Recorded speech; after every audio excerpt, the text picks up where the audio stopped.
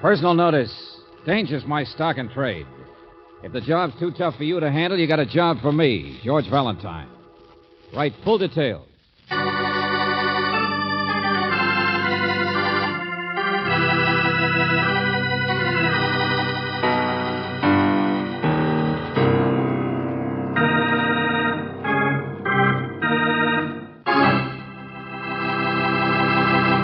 Greetings as always, mystery lover. Time for another Let George Do It adventure.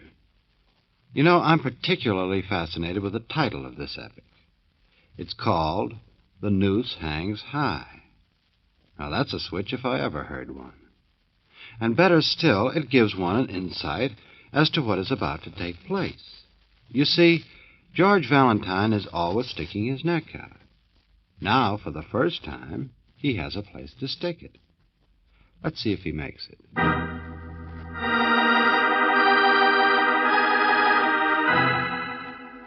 Dear Mr. Valentine, I'm J. Ep44. I'm editor of the local Sunday magazine section, and come to think of it, I've always wanted to run a feature on you, that crazy ad and all, but I figured the true revelations of a Turkish secret policeman had more family appeal, and so I forgot about it. Anyhow, this letter concerns a different matter.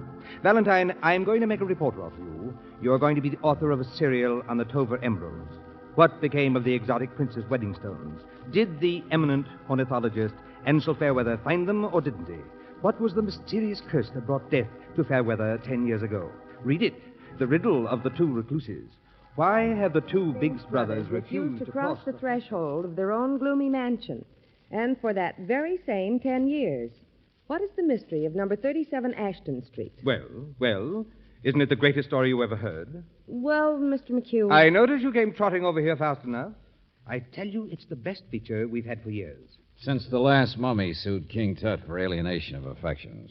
What? Well, I always preferred the classic case history of the two-headed werewolf. Now, see here, both of you. Oh, come on now, McHugh. You've been mashing your own corn too long. I gather all the purple double talk has something to do with a man named Ansel Fairweather. Well, I looked him up. He tied a rope around a chandelier and hung himself at 37 Ashton Street 10 years ago. 10 years ago today, in a gloomy brownstone. Control your local color. He'd been to the Himalayas looking for rare birds once. He was probably one himself. But any talk about emeralds is strictly for the birds, too. Ones like you. Well, I may have overstressed that aspect a bit. Just a bit. All right. Forget them. Look at the facts. It took a jury to decide his death was suicide, didn't it? Well, it was a very unfair trial of his two cronies, yes. The Binks brothers. And they still live in that same house. Never stepped out of it since. Oh, we didn't know that. I thought not. That's the story. The rest is all trimmings, I'll admit. Big Jared Binks and little Tom Binks have holed themselves up for 10 years in the place where Fairweather committed suicide. Why? It only took 2 minutes for the jury to exonerate them of his murder, if that's what you're driving at. Fairweather was sick, despondent, out of his mind. No. I'm not trying to say they killed him. And to be unfairly accused of his murder might make anyone withdraw from the world a little. You think I'm trying to make something out of nothing? Cook up a story that's a little too wild? We think you're an expert at it. No offense, of course. Not at all. And, of course, you understand, Mr. Valentine. I would no more seriously think of hiring you even to write your own name than I would jump off the Golden Gate Bridge. Well, now, that's better. Well, now that we got that off our chest, what do you really want me for? Fact. For 9 years, I've tried to get a little anniversary story on Jared and Tom Binks. Why they're such recluses. Are they? Really? Every reporter I ever sent, and don't worry, they've been clever about it, too, has been thrown out on his ear. To my knowledge, the brothers have never been outside that house. And no visitor has ever been inside it. Why? You get the facts.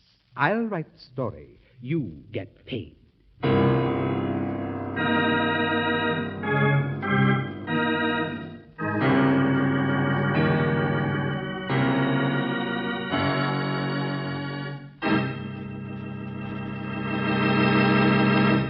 You are listening to Let George Do It. Our adventure will continue in just a moment. Now back to Let George Do It and George Valentine.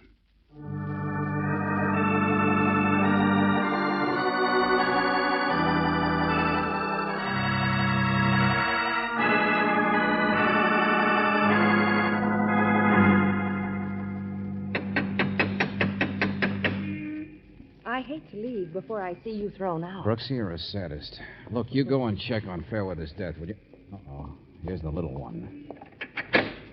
Oh, and how do you do, sir? My name is Valentine. How do you do? I represent the City Fire Protection League, Department of Fire Inspection Service, in the interest of fire prevention. I'm sure you won't mind my taking a few minutes of your time for an examination of the premises before I...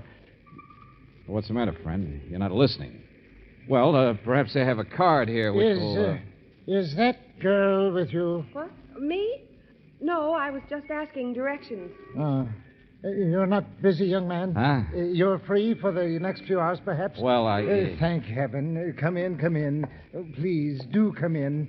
I'm so glad to see you. Yes, come right in.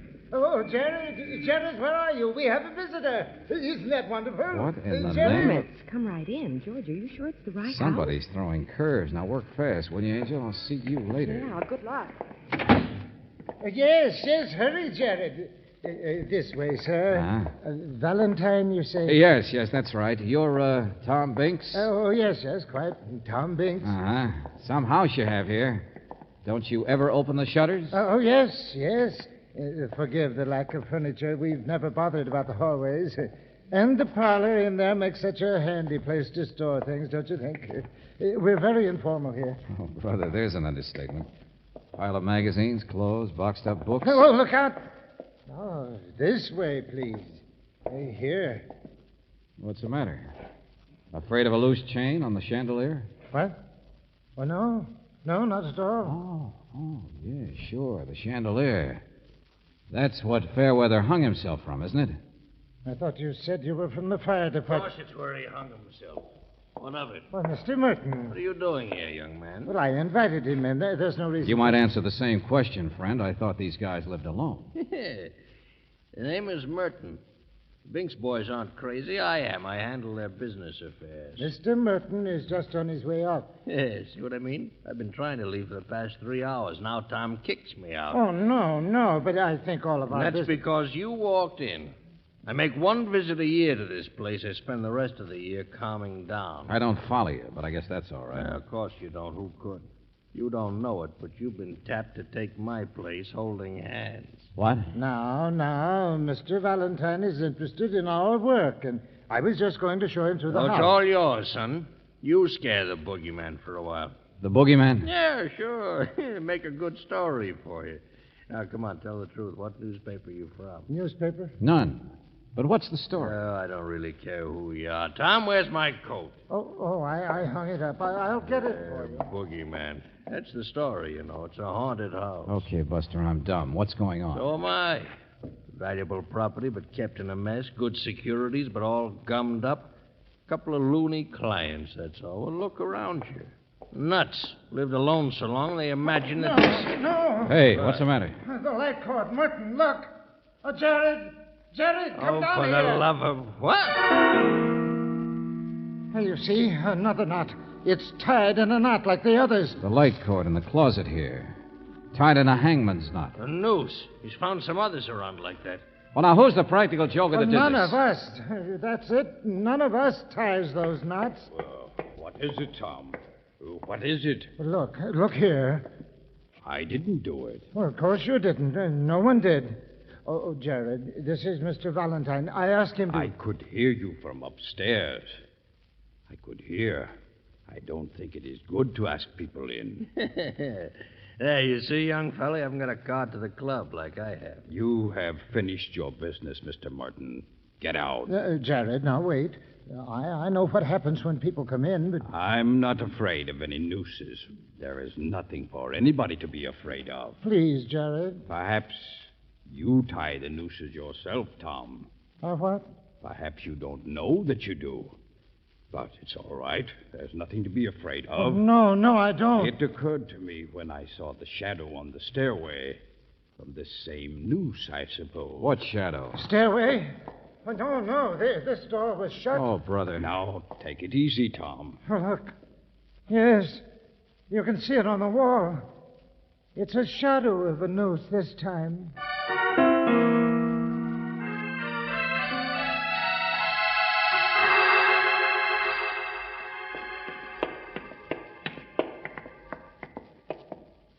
Yeah, sure. From upstairs here. Only place it could have come from. There There is nobody else in the house, Mr. Valentine. Hey, now you can't see the shadow anymore down there. Oh, Jared, for the love of Well, that does it. I'm getting out of here. Where's your telephone? There's one in the library, but we don't want any policemen. This is nothing to be upset about. Who said anything about policemen? Hey, they've got an extension. They'll listen while you call. Come on with me to the drugstore. Let them listen. I'm like you are, Jared. I'm not nervous. I don't get a guilty feeling when I look at a noose. Not yet.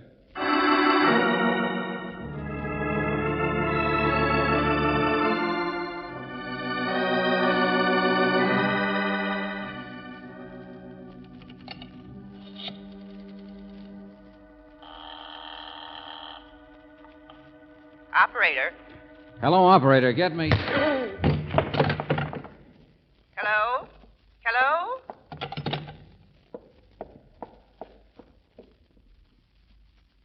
Mr. Valentine? Oh, Mr. Valentine. I wondered if you were on the telephone. Mr. Valentine. Mr. Valentine.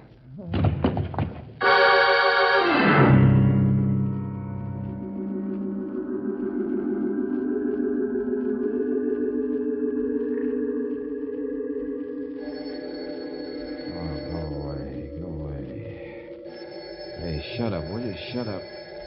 All right, I'm coming. Yeah? Hello, is Miss... George, is that you? Brooksy. What's the matter? You sound so funny. Everything's funny. I was just going to call you when the world caved in. What? I was going to tell... Hey, Tom Brinks. Looks like he fainted or something. George, for heaven's sake. Yeah, he's crazy. They're all crazy. The whole place is crazy, Brooksy. So am I. Now, listen, Angel. I was going to tell you the malarkey out here was too thick to be true, but I guess I'm wrong.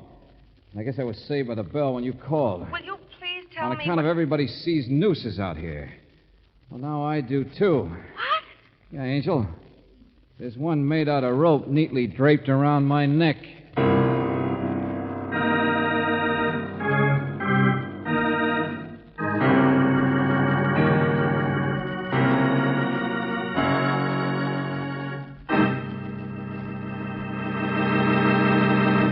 You are listening to Let George Do It. Our adventure will continue in just a moment.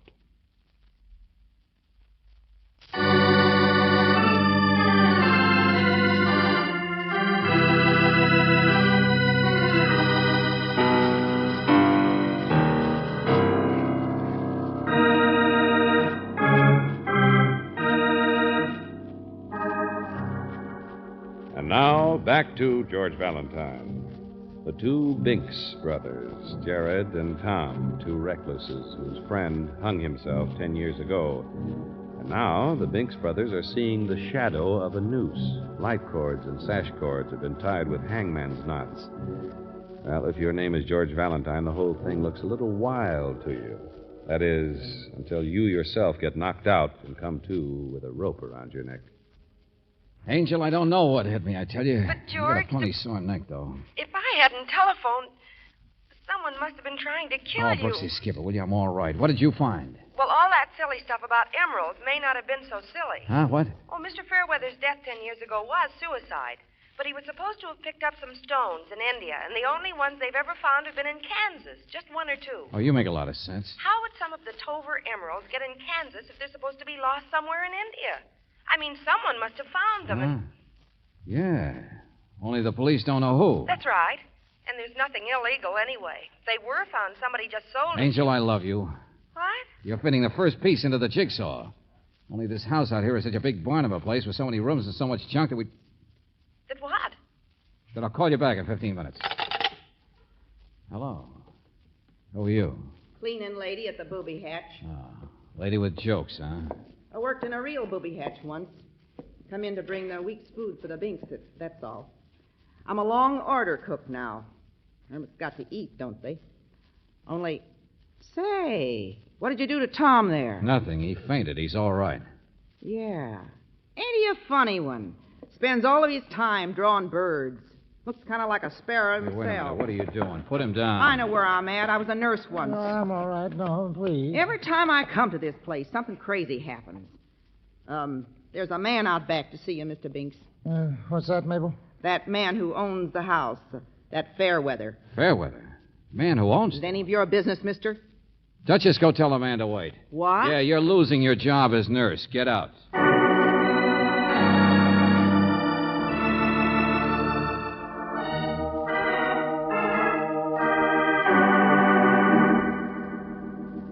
I never trusted anyone, Mr. Valentine. I was tried for murder once, Jared and I, but we hadn't done anything. Do you know what it's like to be tried for Sure, Mr. Binks, but I'm only trying to help. There's nothing secret about our work.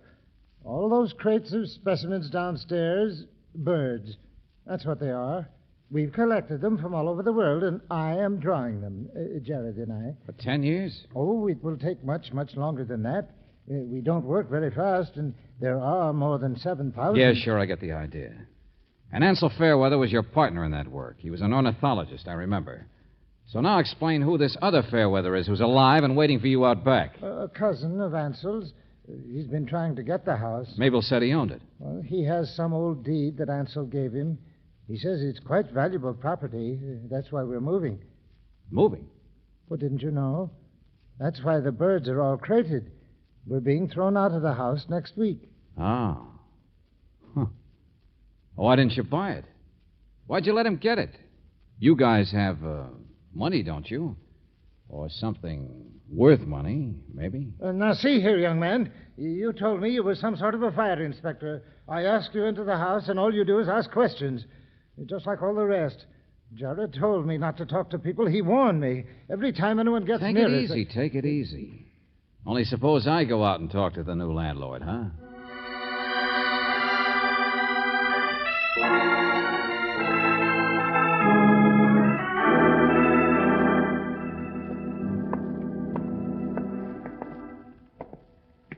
Hey, all this stuff on the back porch, do you suppose it's going too, Mr. Fairweather? How should I know? A couple of blame crackpots. I'm having the house torn down as soon as they get out. Yeah, sure. Go over it inch by inch, huh? What's that, Mr. Valentine? Never mind. You're a real estate man, huh? Business deal? Business deal, that's all it is. I know. I met that lawyer or whatever he is of theirs. Huh? Oh, Merton, Yeah. sure. Just saw him down at the drugstore. And he's smart. He won't even eat their food. He didn't offer to buy the place for them, though, huh? Mac, a cousin of mine I never met, used to live with these birds here. So that's ancient history. But a friend of mine discovered this old deed, and I found I could get the place. So why not? So I've got it. Mm-hmm. Got a key, too, I suppose. Come in and out any time. What? 30 rooms, 3 stairs, an army could be wandering around. Trash barrel. What's eating you anyway? Just because I won't sell the house to Looney and Goony Binks? Well, sure they offered to buy it. What of it? I'm in real estate. I got plans for the whole block. Yeah, sure. Just stop justifying yourself. Flashlight. Oh, go jump in the lake. Hey, how long do you figure it'd take to tear this house apart? If a man wanted to find some emeralds. Oh, that old story. You're just another loony yourself, huh? Well, I'm in business, friend, and I don't have... So blame much junk, isn't there? Here. Ever see a flashlight rigged up like this?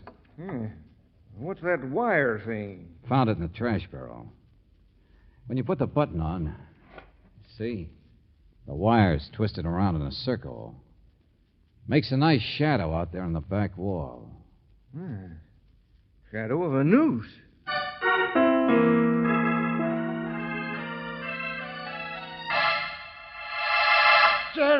Jared! What in the name of... Jared!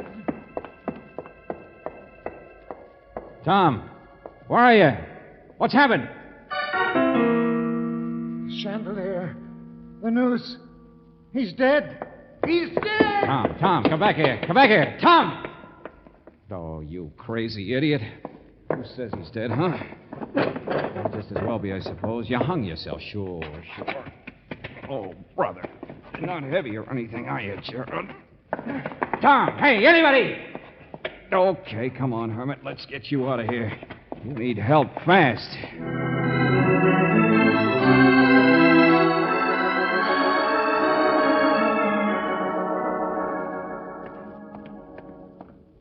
Hey, you. You the pharmacist? Yes, that's right. What do you have? Get out to that car as fast as you can. There's a man been choked, hit over the head, too. What? Yeah. Well, of course. Joe, you too. Come on. Go on. I'll be with you in a minute. Well, hello. No? Well, sit down. Have a piece of pie. No, thanks, Mr. Merton. So, had enough prying around in the booby hatch, huh? Hermit's Hollow. Once a year is all I can stand. Sure. Whose taxi is that out there? Hmm? Oh, waiting for me. I got a job back in real life, as they call it, to worry about. See the house from here, but nothing happening yet. What are you talking about? What's the matter? Come on, let's wait in the taxi.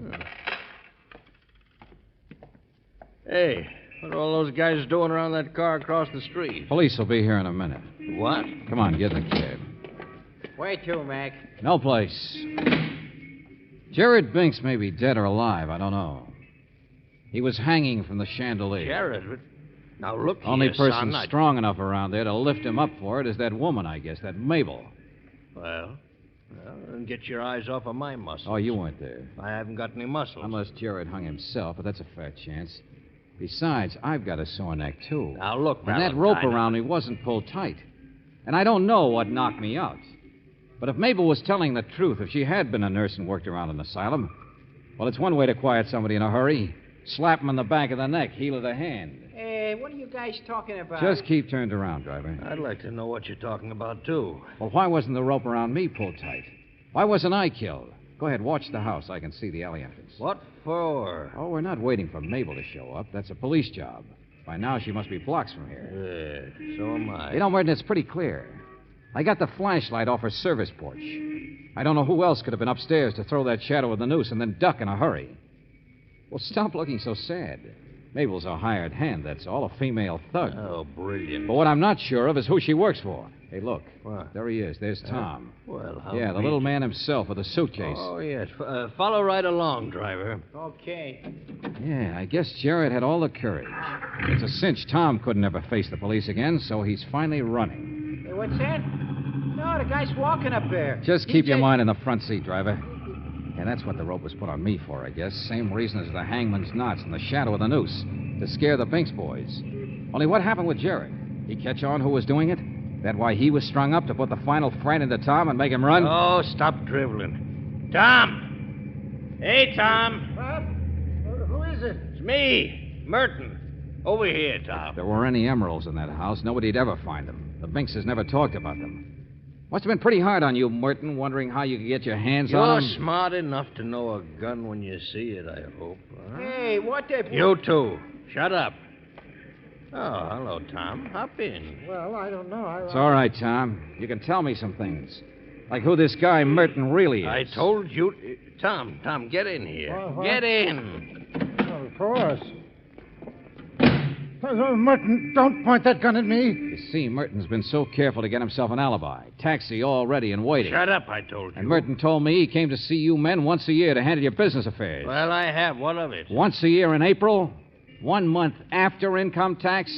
Does that make any sense for a business manager? All right, genius. You've said enough. Goodbye. Merton. Give me that suitcase.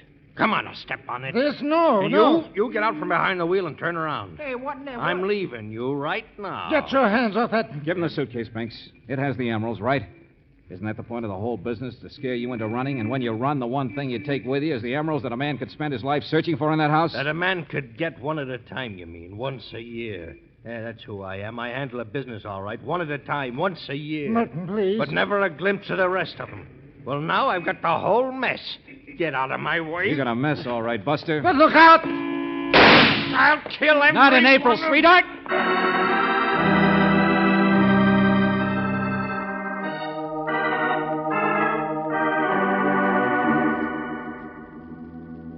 Mr. Valentine, yes. Yes, that's all true. Give me the suitcase then, Tom. This guy's safe for the police. I want to find how your brother is. But people will come and they'll bother me. There'll be policemen and photographers. Well, there's nothing wrong with you having the rest of the emeralds. But Jared and I only use the emeralds to carry on our work. Now this suitcase, you open it. What the... Is there anything wrong, Mr. Valentine? Well, no, not from your point of view, friend. But in a few minutes, I got a date with Miss Brooks and a guy named McHugh at my office. I'm going to find out how they can take a surprise.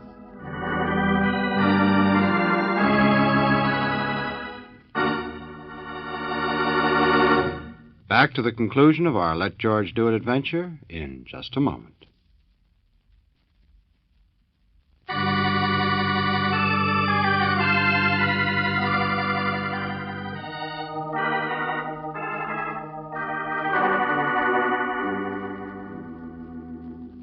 Bird feathers.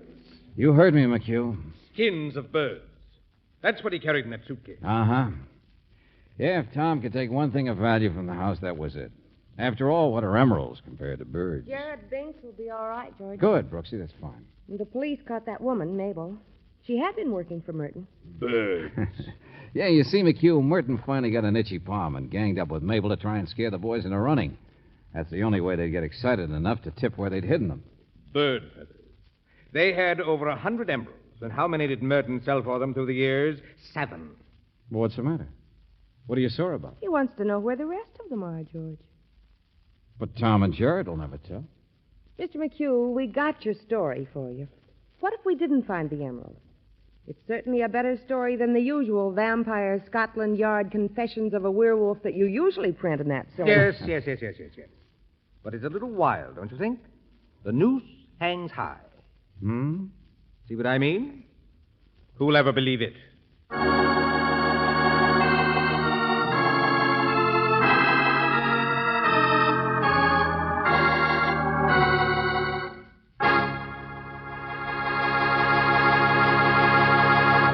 You have just heard The Noose Hangs High, another Let George Do It adventure.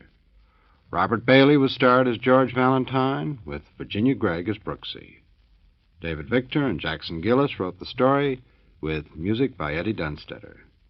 Now, this is yours truly inviting you to another visit with Valentine, when you will again hear what happens when you let George do it.